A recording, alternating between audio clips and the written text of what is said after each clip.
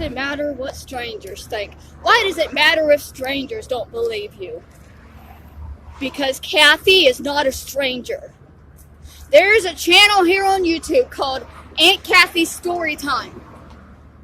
That channel is my aunt, blood relative, my mother's sister, a woman who knew how abusive my father was before I even entered this world.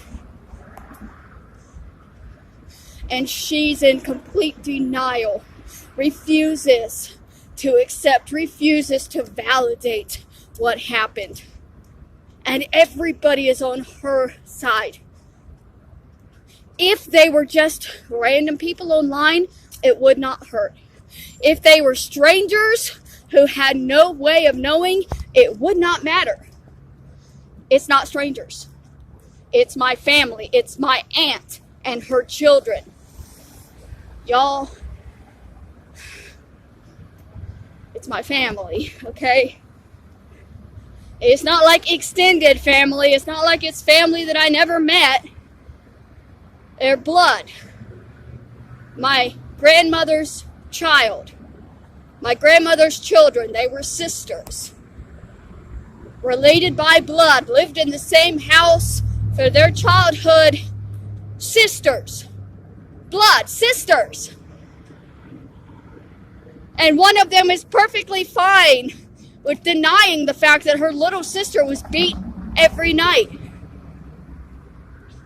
You know, she admitted, one time she admitted that Katrina made her choice. What does that mean? Well, that means that her little sister chose to be with an abuser. And therefore, the rest of the family holds no accountability for what happened because her sister chose to stay with an abuser. And therefore, she chose for her children to be abused. And therefore, her children don't have the right to speak out about it because their mother chose that life for them. That's what my family believes.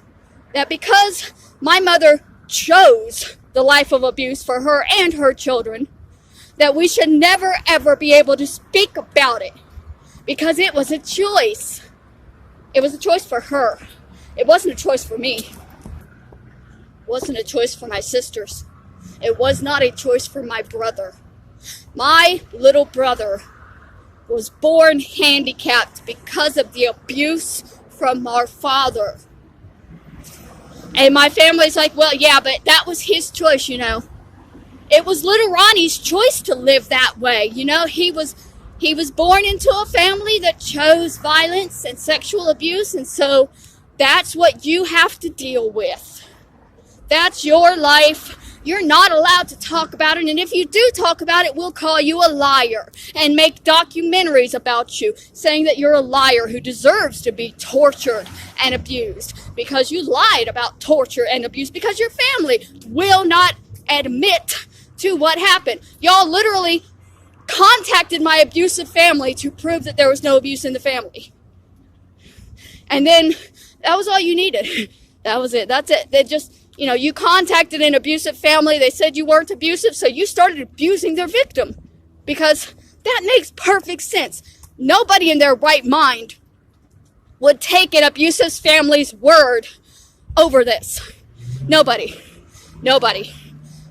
Nobody. Y'all say you're journalists. You have absolutely no journalistic integrity. So you're not journalists. You can never be journalist if you don't have any journalistic integrity. If you're presenting stories where you're demonizing the victim of the situation because you don't like the victim. There's an accident, dude. Go around. Sorry.